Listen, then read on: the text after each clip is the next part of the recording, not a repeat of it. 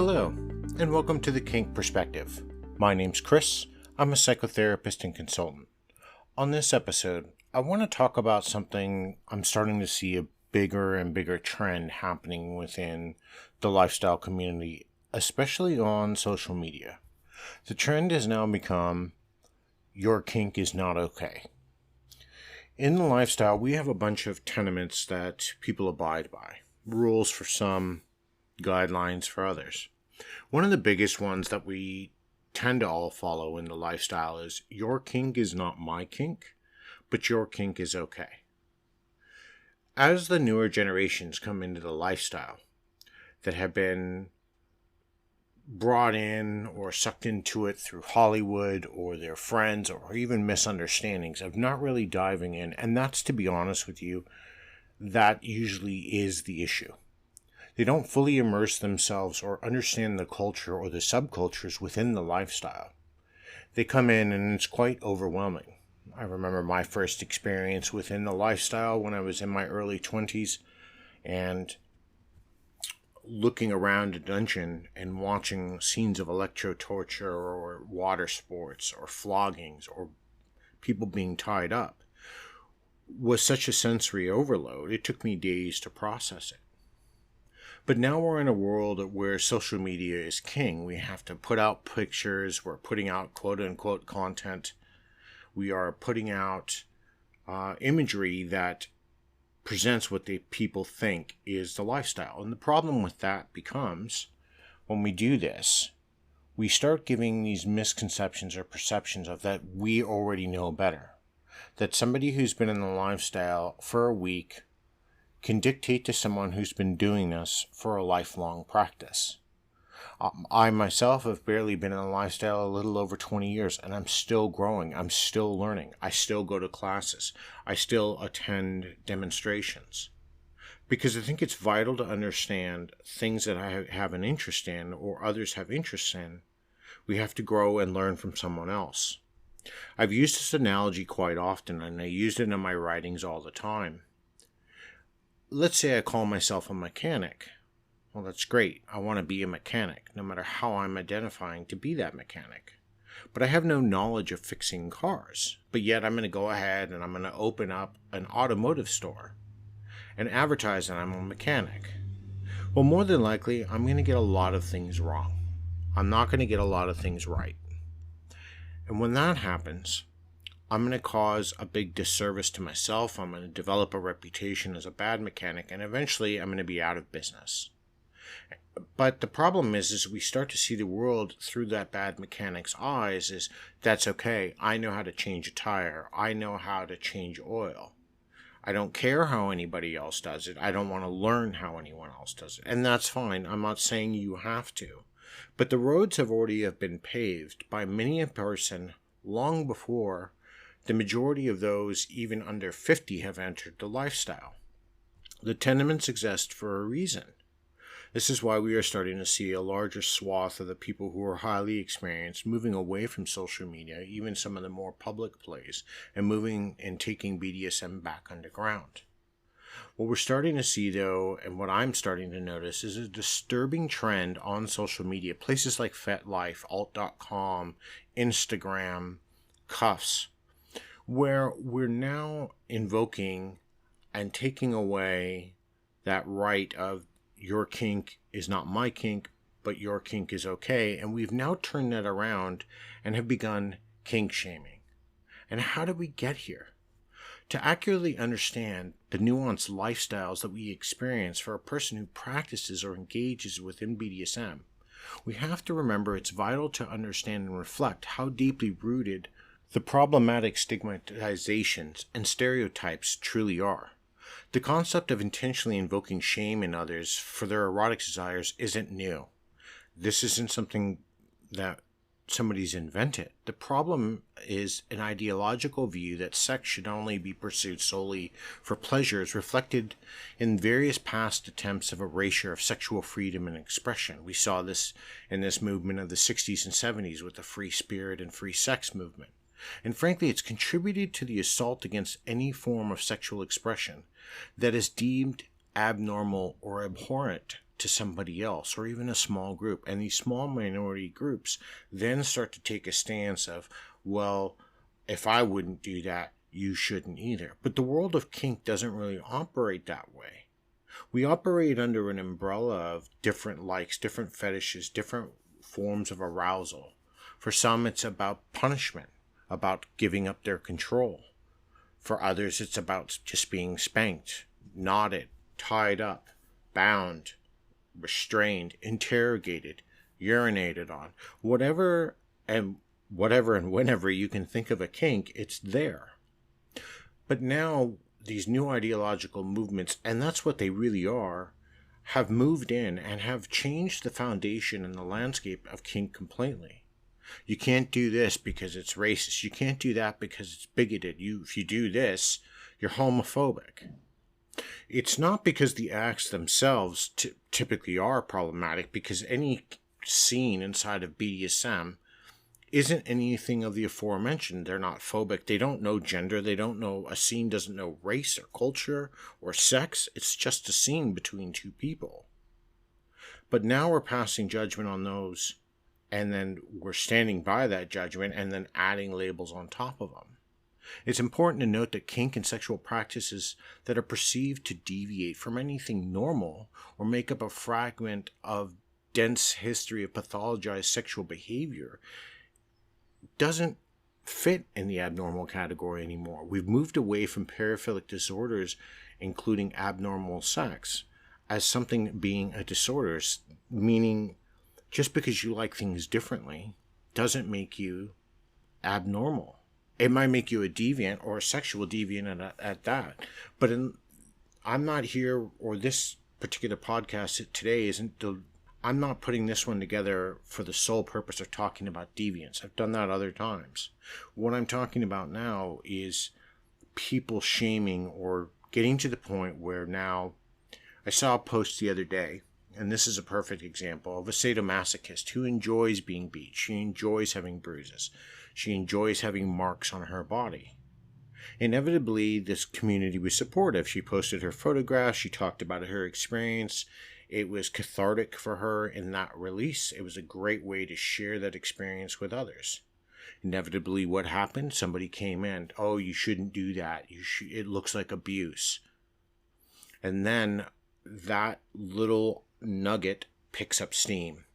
Somebody else dogpiles, and all of a sudden we have this pile-on effect, this avalanche where the poster, who is so excited about sharing a part of their life with the community, becomes shamed by it, because that aspect of sadomasochism isn't for that person. So then what is the point for them to comment, for them to say anything? Because now we are into this point now with people where if I don't agree, you shouldn't do it. Your sexual behavior is now abnormal. Your sexual behavior is a disorder, and I don't agree, and you shouldn't do it, and I'm going to call you out on it. That's problematic, and we can't keep doing that to people within the community. What these people are doing when they start putting out these forms of kink shaming, when they start really saying your kink is no longer okay, they are starting to dictate rules to everybody else. Frankly, they're not even in a position to dictate any rules. They haven't been within the lifestyle long enough to understand that the only rules you can dictate to anyone are the rules that you work out with the person you are engaged with. Beyond that, unless you own a dungeon or you're having a private play party at your home, you can't make rules for others. Now, I'm not talking about, again, this isn't about behavior that is dangerous or is borderline abusive. That's a different story, but that's not what this is about. Kink shaming is now becoming the norm. The act of kink shaming is rooted in centuries of negative sexual behavior that the world has consistently known time and time again. As the world has viewed sex as taboo for centuries, and I've said this before, in the 50s, 60s, and earlier in the last couple of centuries, there was always two subjects we should never talk about at the dinner table.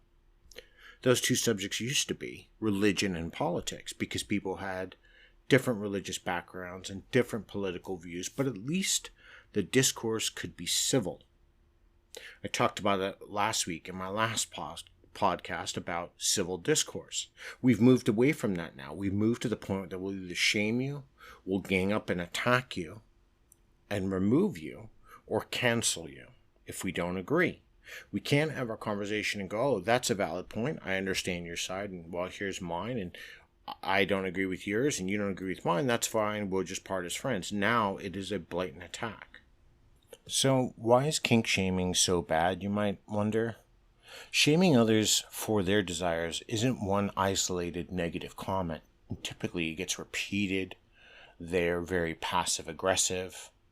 They'll say, oh, well, that doesn't look too bad. Maybe it won't take you too long to heal. Or, oh, no, you really didn't understand what I meant. So you're starting to tell someone, you're starting to plant these small seeds, and obviously then they're not intelligent enough to figure out what you're talking about. People internalize shame and carry that weight for years. It causes emotional, social, physiological, and psychological distress. And people end up feeling ostracized from their communities, and they're really not able to live who they are and be their authentic self, even in a sexual way. They start to repress themselves and start to become very concerned about what happens with the next person that they engage with. And that consciousness of those comments does start for some, and it's not for everyone, but it does for this group of people. It makes them so conscious that they no longer want to engage in these acts or scenes. Imagine the stress that comes with not being able to simply have a great orgasm because of the shame of it. Kink is meant to be invigorating and freeing. That part of ourselves where we can turn that power to somebody else. We can exert power over someone else. We can spank someone. We can be spanked. We can be bound and tied up. We can be suspended from the ceiling. We can spend hours pouring wax over someone. Who we are inside of the community sometimes becomes the most rawest form of that internalized person. Kink has allowed so many to express that desire of what they'd really want to do, even though it's taboo in the real world, although we all do it. Who are those people to deny others that pleasure, to shame them out of that very thing that frees them? But unfortunately, is my podcast here going to shed more light on it? Are we going to simply avoid kink shaming? As the world has now become more sex positive, understanding that sex can be enjoyed by everyone, sometimes people do take that a little too far, but that's a different conversation for a different way. The best way to curb these negative thoughts that you have about somebody else is start to actually process and educate yourself. Think about what you are about to say to that person and ask yourself, why do you want to say it to them in the first place? What's the difference of just moving beyond it? So you can get into a fight? Are you internalizing that they're doing something you're not? Do you wish that those marks you see were on you, or do those marks make you feel uncomfortable? Well, then you have to understand you're in a community of people who do enjoy that, and just because you don't, that doesn't give you the right to then tell them that what they're doing is wrong. You have to educate yourself on the experiences of others, to have consensual conversations. That's right, consent, our biggest thing that the community is about. Talk to them about the things that they enjoy, about their intimacy with their partners, what their views on sex, and how they view the BDSM world as a whole. What about the world of BDSM and kink for them brings them back daily, weekly, monthly? You have to remember, avoiding kink shaming is essential to becoming more sex positive.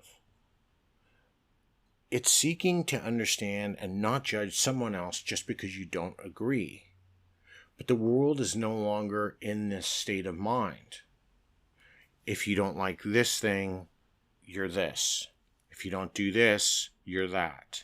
It's important to ask yourself why your immediate reaction to new experiences is to judge, shame, sometimes even get angry with someone else. You have to look inward and ask yourself and internalize the question, is there even something wrong that I'm feeling personally? Am I externalizing something that I'm internally withholding?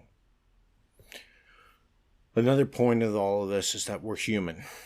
No one's completely perfect. Actually, no one's perfect. No one's 100% unproblematic. We all have issues, regardless of what I have seen in the community.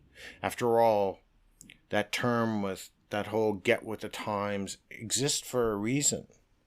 If you've entered the community, you want to be a part of it.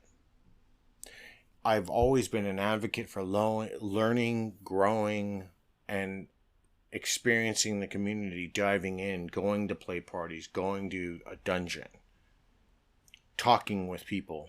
Even though I don't hold munches in a high regard, going there and having conversations with people within the lifestyle. It's also a great way to start removing and unlearning what kink shaming is. Because for you to be a part of the lifestyle, you can't start doing things that are going to, just because you're coming in and don't agree, that voicing that you don't agree ends up hurting the feelings of somebody else who does it and practices it, and more than likely has been doing it for a long time. Another aspect that I'm starting to see in a disturbing trend that is growing on social media, especially on probably one of the bigger places like FetLife, is really talking about going out, having conversations with people, and then for likes and loves, bringing those conversations back. Taking that personal information of another person you've engaged with and bringing it into social media so you can validate yourself. That's exactly what you're doing, besides the fact that it's also attention-seeking behavior. This recently happened on a thread where I saw someone, it has been a big debate, but someone was talking about they don't want to date somebody who is in therapy. Now, fair enough, that wasn't my argument. Where the problem became is that obviously this person had engaged with their counterpart. Unless they were doing a consensual and contractual, which would be in that state illegal, meeting. However, because as she alluded to in her thread, she had said that she had conversations with this person, eventually asked them. Apparently, the person that they were going out with was going through a divorce. That's a tough breakup. Relationships, when they end, that's usually tough. And for some, they do need therapy. But the fact that they had probably had multiple conversations before they decided to meet is where the problem comes in for me. Because then once she discovered that this person was in therapy, she decided to end it, call therapy a red flag, and then proceed to make fun of that person and shame them on social media. And that's really what it is. It's not the crux, and the arguments that have then ensued, the discussions that I've had, aren't about the fact that you can't date somebody if they're in therapy. That's fine. We all have our preferences. I don't date girls who have green eyes with yellow hair and have webbed feet because it's a preference. Fine, fair enough, if that's what your preference is. If you only date men that are 6'2" and taller, that's your preference. If you don't date people who are in therapy, that's fine.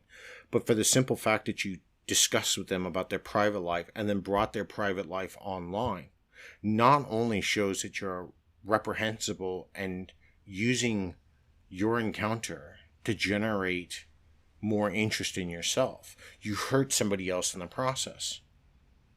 Because if this person engaged with you on social media, they're not going to read this. You've used that experience to make fun of them, to hurt them, to shame them. It's not acceptable. It's not what the lifestyle is about. We're not supposed to be doing these things. We're supposed to be accepting people for who they are. We're not going to accept everybody as a partner. We're not going to accept everybody as a friend, but we are going to accept all of these people into the lifestyle. We don't have to get along with them and we don't have to befriend them, but we just have to accept who they are. If you start going in your corners and start socially shaming people in the public view, then you're a problematic person. You have to ask yourself why you're doing it. Because it's no longer going to be productive if we just turn to the point that BDSM and the wider community become ruled by an ideology that whatever they believe and whoever they is, which isn't clearly defined, dictate the rules for the rest of us. I can tell you, and it's been my experience through the years, that the communities will just return to places that no longer teach, that no longer hold these demonstrations or put up all of these shows that they do or sell their gear to certain people, because those people are the ones that they're going to want to get away from. And those people aren't genuinely into BDSM. They're trying to rewrite it like it's a broken program and they need to refix some sort of code to it. And that's not how it works. I used to really believe and hold steadfast for years the belief that everything should operate in one manner. Well, that's somebody I once spoke to had put it out to me in the best of lights. He had said, BDSM is like a religion. It's evolving for each person. What that religion looks like is going to be different from you to me. And probably that statement couldn't be any more true today than when it was said. But there are still some things that we have to abide by because we're all part of a community. Respect is something we're going to abide by. Consent, communication. All of these things are powerful tenements to the lifestyle that are put in place so at least we have a starting point. I don't ever want to get to the point in this lifestyle where I walk in a room and somebody doesn't like the shirts we are wearing or the colors on the wall or is shaming a venue because they don't have enough of the toys or they have the improper toys that they don't agree with. But we've moved into this world now. You see these pervasive arguments dominating discourse all throughout North America, in politics, in social settings. Families, friends, relationships are torn apart by it.